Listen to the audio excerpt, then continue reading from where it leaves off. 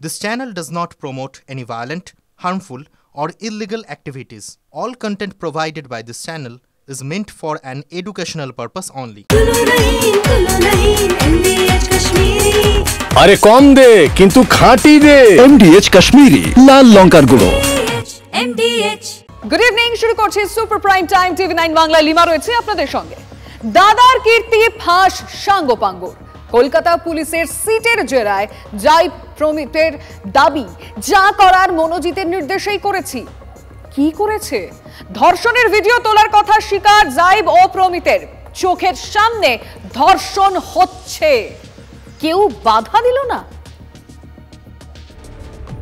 অভিযোগপত্রে আইন কলেজের নির্যাতিতা লিখেছেন, যে আমাকে বিবস্ত্র করে, জোর করে আমাকে ধর্ষণ করতে শুরু করে। আমি যখন আটকাই আমাকে ব্ল্যাকমেল করে, তারপরও আমি লড়তে থাকি। তখন আমাকে আমার নগ্ন অবস্থায় দুটো ভিডিও দেখায় যখন সে আমাকে ধর্ষণ করছিল। আমাকে ভয় দেখায় এই ভিডিও সবাইকে দেখাবে।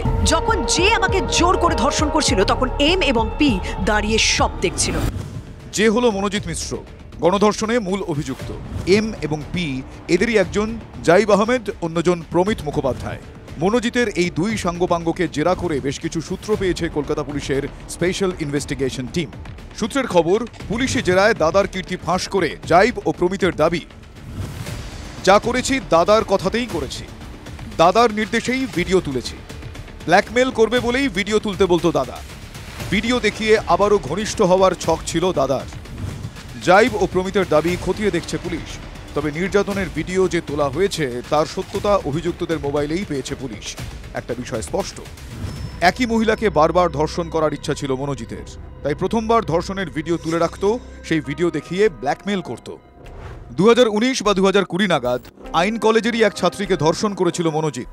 শনিবার সেই ভিডিও সামনে আসে। মহিলা মুখ ঢাকার চেষ্টা করলেও বারবার ক্যামেরার সামনে মুখ তুলে ধরার চেষ্টা করে মনোজিৎ। একাধিক মহিলা মনোজিতের বিরুদ্ধে যৌন হয়রানির অভিযোগ জানিয়েছিল, কিন্তু কোনোবারই কড়া ব্যবস্থা হয়নি। সেটাকেই যা খুশি তাই করার লাইসেন্স ধরে নিয়েছিল মনোজিৎ। সুপ্রিয় গুহর রিপোর্ট, TV9 বাংলা।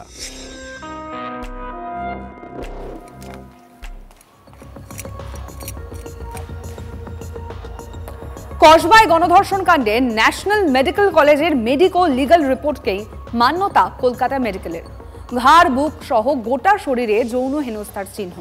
ন্যাশনালের মতো কলকাতা মেডিকেলেও মিলেছে ধর্ষণের ইঙ্গিত। রাজ্য ফরেনসিক সায়েন্স ল্যাবরেটরিতে পাঠানো হয়েছে DNA নমুনা।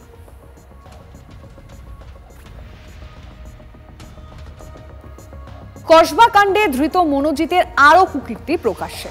আগেও মনোজিতের বিরুদ্ধে শ্লীলতাহানি, যৌন হয়রানির অভিযোগ উঠেছে। TV9 বাংলার হাতে মনোজিতের ক্রিমিনাল রেকর্ড। 2018 সালের 16 মার্চ মনোজিতের বিরুদ্ধে যৌন হয়রানির অভিযোগ করেন দুই ছাত্রী। NRS এ শারীরিক পরীক্ষা হয়েছিল ওই দুই ছাত্রীর। তারপর ধামাচাপা পড়ে যায় ওই ঘটনা। ওই বছর ল কলেজ থেকে বহিষ্কৃত হয় মনোজিৎ। মনোজিতের কলেজে ঢোকা বন্ধ করে দিয়েছিলেন তৎকালীন প্রিন্সিপাল দেবাশিস চট্টোপাধ্যায়। 4 বছর বহিষ্কারের পর 2022 সাল থেকে ফের কলেজে যাতায়াত শুরু মনোজিতের। আবারও তার বিরুদ্ধে গুচ্ছ গুচ্ছ অভিযোগ উঠতে শুরু করে। মেয়েদের উত্ত্যক্ত করা থেকে ছাত্র পেটানোর সবেতেই মনোজিতের নাম। থানায় অভিযোগও দায়ের হয়, কিন্তু মনোজিতের নাগাল কেন পায়নি পুলিশ? কোন প্রভাবশালীর হাত ছিল ধৃত মনোজিতের মাথায়? কোনো প্রভাবশালীর হাত না থাকলে কি এসব কাণ্ড ঘটানো যায়? কলেজে ভীষণই নানান রকম ভাবে করতো, প্রবলেম ক্রিয়েট করতো। মানে প্রিন্সিপালকে তো ভীষণ ভাবে মানে হয়রানি করতো মানসিক ভাবে, এভাবে মানে ওর ভীষণ উপদ্রব বরাবরই ছিল। এবং যার জন্য আমার হাজবেন্ড যখন প্রিন্সিপাল ছিলেন, ওকে বিভিন্ন সময় ওর অত্যাচারে মানে হয়ে উনি অনেক ব্যবস্থা নিয়েছিলেন। মানে অনেক শৃঙ্খলা ভঙ্গের অভিযোগ ওর বিরুদ্ধে ছিল এবং ওকে কলেজে আসাও বন্ধ করে দিয়েছিলেন। অকারণ হেনস্থা, মানে কারণে অকারণে, মানে ভর্তির জন্য, বেআইনি ভর্তির জন্য চাপ, বিভিন্ন অনুষ্ঠানকে সামনে রেখে অবৈধভাবে কলেজের টাকা নেওয়ার জন্য চাপ দেওয়া, সব রকমই ও করতো আর কি।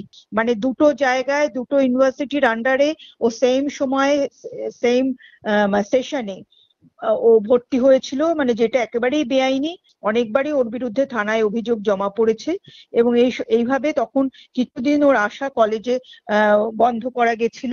মানে তৎকালীন সময়ে ও ছাত্র ছিল এবং তখনও ওর অ্যাক্টিভিটি গুলো কলেজে ভীষণই মানে ছাত্রসুলভ কোনো কালেই ছিল না এবং সবটাই অসামাজিক কার্যকলাপের সঙ্গে ও যুক্ত ছিল। কসবার কলেজে ছাত্রীকে গণধর্ষণ, কলকাতায় বিজেপির ফ্যাক্ট ফাইন্ডিং টিম। লালবাজারের কসবা কলেজে যায় বিজেপির টিম এবং সেখানে প্রাক্তন সাংসদ সত্যপাল সিং এর নেতৃত্বে বিজেপির তথ্য অনুসন্ধান দলে ছিলেন বিপ্লব দেব, মীনাক্ষী লেখি, মনন কুমার মিশ্র। পুলিশ কমিশনারের সঙ্গে প্রায় 40 মিনিট বৈঠক করেন তারা। যথাযথ তদন্ত ও দোষীদের ফাঁসির শাস্তির দাবি জানান। বাংলায় মহিলা নির্যাতন নিয়ে সরব হন। इस समय जो सरकार है, ममता दीदी की सरकार, एक महिला मुख्यमंत्री होने के बाद जिस प्रकार से महिलाओं के ऊपर अत्याचार बढ़ रहे हैं, और एक केस नहीं है, ऐसे बहुत केस हैं, बहुत से केसेस में FIR ही रजिस्टर नहीं की जा रही। जब FIR ही रजिस्टर नहीं होती है, कितने लोग हैं अभी, कितनी महिलाएं हैं जो अत्याचार से पीड़ित हैं। প্রত্যেকটি ধর্ষণের মতো গর্হিত অপরাধের একটি সাজা, যেটা হচ্ছে ক্যাপিটাল পানিশমেন্ট। আমরা সেই দাবি, জনগণের যে দাবি, সেই দাবির সাথে আমরা একসাথে আছি। যদি আমার বিশ্বাস, যদি প্রথম থেকে ডে 1 থেকে এই কেস অর্থাৎ আরজিকর কেস যদি সিবিআই পেত, তাহলে আমরা এর পর অন্যরকম দেখতে পেতাম। দেখা যাচ্ছে যে কেসগুলো শুরু থেকে সিবিআই তদন্ত করেছে তার ফল একরকম, আর যে কেসগুলো প্রথমে কলকাতা পুলিশ বা পশ্চিমবঙ্গ পুলিশ তদন্ত করেছে তারপরে সিবিআই এর হাতে গেছে, তার কিন্তু ফল বা আউটকাম একদম ভিন্ন। ল কলেজের ভিতরে যখন বিজেপির ফ্যাক্ট ফাইন্ডিং টিম বাইরে, তখন ধুমধুমার অবস্থা। বিজেপি কর্মী সমর্থকদের সঙ্গে রাত দখল আয়োজকদের বচসা, হাতাহাতি। কসবা কলেজের বাইরে প্রবল উত্তেজনা।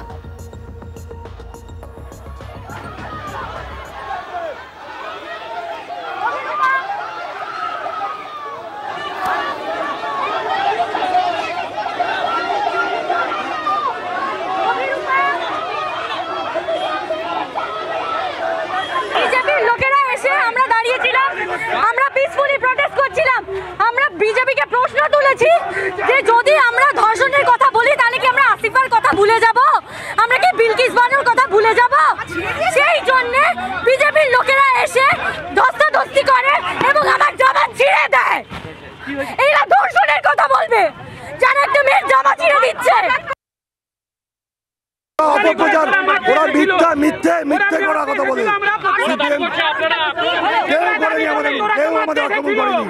ওরা বলছে বিজেপি হটাও, আমরা বলছি সিপিএম হটাও। নিজের দলের তামান্না খাতুন খুন হয়েছে, তারা এখানে এসে same party, ruling party Trinamool কংগ্রেসের দালালি করতে এসছে, বিজেপিকে গালাগাল দিচ্ছে। এখানে রুলিং পার্টিকে, বিজেপি না তৃণমূল? এই কেসটার জন্য দায়ী কে, বিজেপি না তৃণমূল? ওরা সবসময় তৃণমূলকে বাঁচানোর জন্য, মহিলার জামা কেউ ছেড়েনি, ওরা তৃণমূলের যখন দুর্ব্যবস্থা হয়েছে, তখন দুর্ব্যবস্থা এক্সপোজ হয়েছে, তখন সেখানে এসে ফোকাস সরানোর জন্য এইসব টাইপের ঘটনা নিজেরাই রচনা করে। এই হাতাহাতের ঘটনা নিয়ে বিজেপিকে কটাক্ষ করেছে তৃণমূল। বিলকিস বানু ও কাঠুয়া ধর্ষণ কাণ্ড নিয়ে প্রশ্ন তুলে বিজেপি কর্মীদের হাতে আক্রান্ত প্রতিবাদী ছাত্রীরা। জামা ছিঁড়ে হেনস্থা করা হয়েছে। এরাই নাকি নারী সুরক্ষার কথা বলে রাস্তায় নেমেছে। সোশ্যাল মিডিয়ায় পোস্ট তৃণমূলের।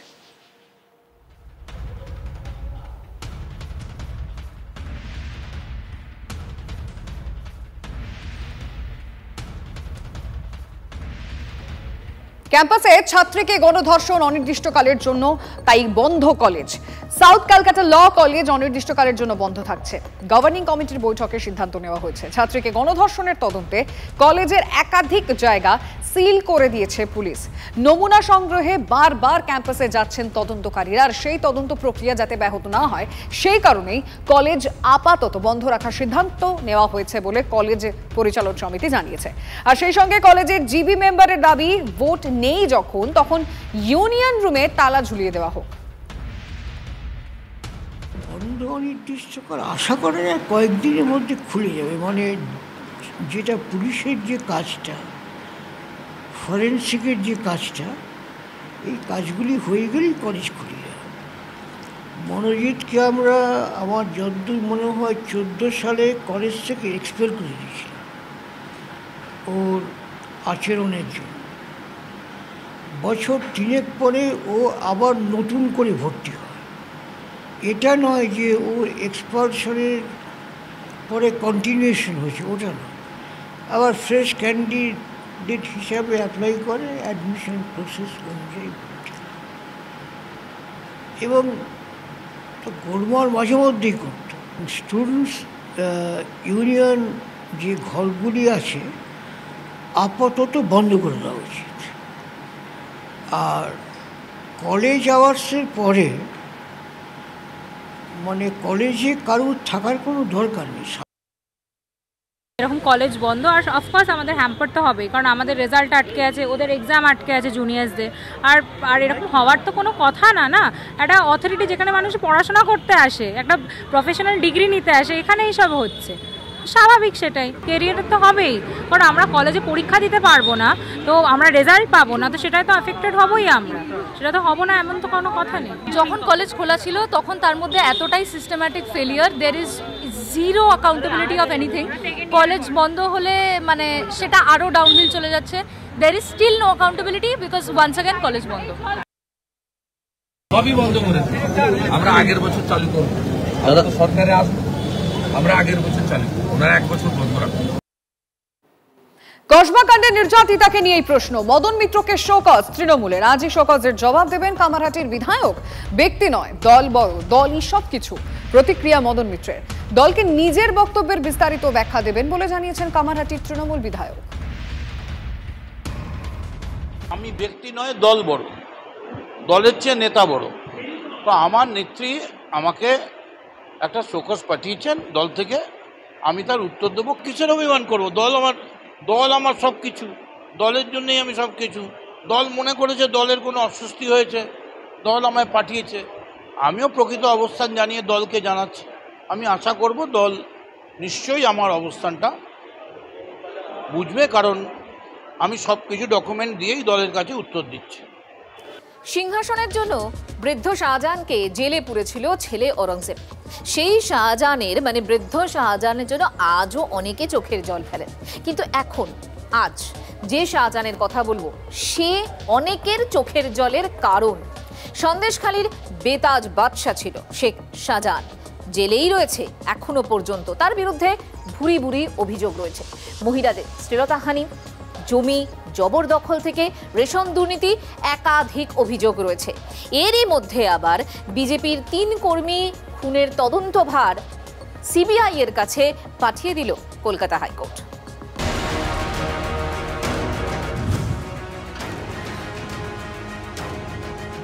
ফের শিরোনামে সন্দেশখালী, ফের কাঠগড়ায় শেখ শাহজাহান। সন্দেশখালীতে 3 বিজেপি কর্মী খুনের ঘটনায় সিবিআই তদন্তের নির্দেশ দিল কলকাতা হাইকোর্ট। পুলিশ ও সিআইডির তদন্তে কার্যত অনাস্থা প্রকাশ আদালতের। বিশেষ তদন্তকারী দল গড়ে এই মামলার তদন্ত করবে সিবিআই, নির্দেশ দিলেন বিচারপতি জয় সেনগুপ্ত। সিআইডি যখন তার স্বরূপটা উন্মোচিত করেছে তখন ধরা পড়েছে ঐতিহাসিক সিদ্ধান্ত, প্রয়োজনীয় সিদ্ধান্ত। তৃণমূল থেকে বহিষ্কৃত শেখ শাহজাহান। রেশন দুর্নীতি মামলা এবং ইডির অফিসারদের উপর হামলার ঘটনায় শাহজাহান এখন জেলে।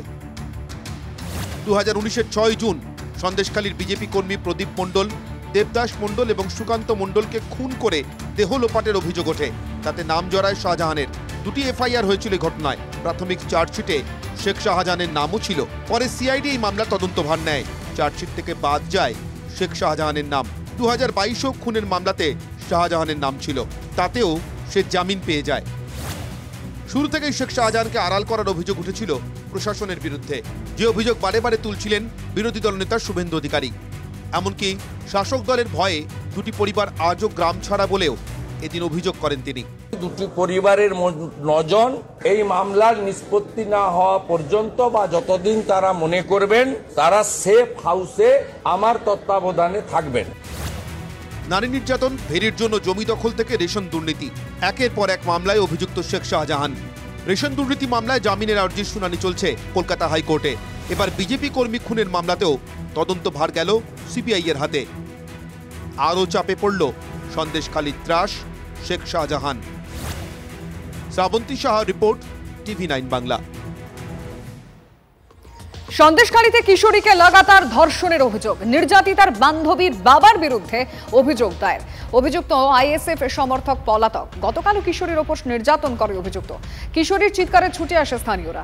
অসুস্থ অবস্থায় কিশোরীকে উদ্ধার করলেও পালিয়ে যায় অভিযুক্ত। অভিযুক্ত খোঁজে তল্লাশি চালাচ্ছে ন্যাজার থানার পুলিশ। 7 বার ঘটনাটা ঘটেছে মনে হচ্ছে। বাবার 7 বার, 7 টাইমস ধরা পড়লো।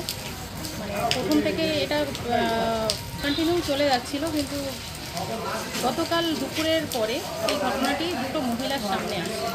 মেয়েটি চিৎকার করছিল, মহিলাটা পাল্টিয়ে যাচ্ছিল ছাগল বা কিছু নিয়ে।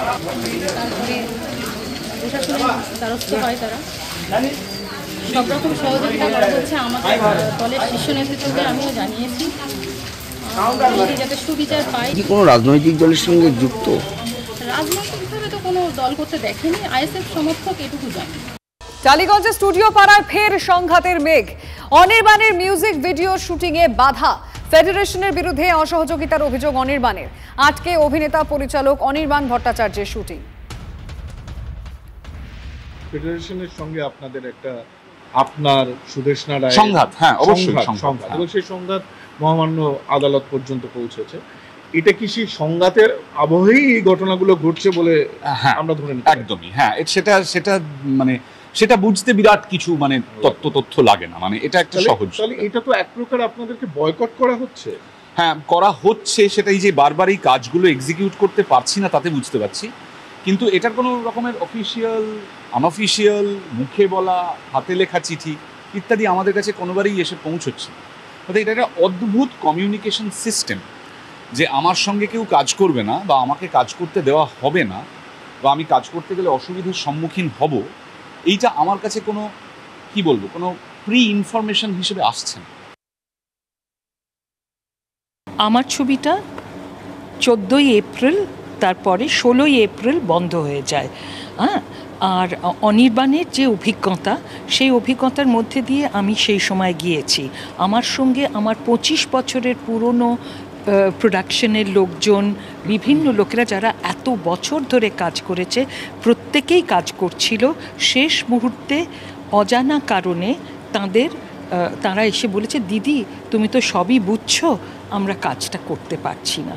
অনির্বাণ যেরকম বলেছে, আমিও প্রত্যেকটি গিল্ডের সেক্রেটারিকে চিঠি লিখে বলেছিলাম যে আপনারা কাউকে পাঠান, কারণ আমার শুটিংটা করতে হবে, কিন্তু তারা কেউ পাঠাননি। অনির্বাণ বাবুর শুটিংয়ের ব্যাপারে ফেডারেশন কোনোভাবেই অবগত ছিলেন। এই যে শুটিংটা সম্বন্ধে আমরা অবগত ছিলাম না, ফেডারেশনের কাছে কোনো ইনফরমেশন নেই। ভয়াবহ বিস্ফোরণে কেঁপে উঠল তেলেঙ্গানার সাঙ্গারেড্ডির রাসায়নিক কারখানা। অন্তত 12 জনের মৃত্যুর খবর মিলেছে, জখম বহু। রিঅ্যাক্টরে হঠাৎ আগুনে বিস্ফোরণ হয়। MDH চানা মশলা, এখন ছোলা হোক বা বরবটি দানা, সাদা চানা হোক বা কালো, সব রান্নাই হবে অসাধারণ।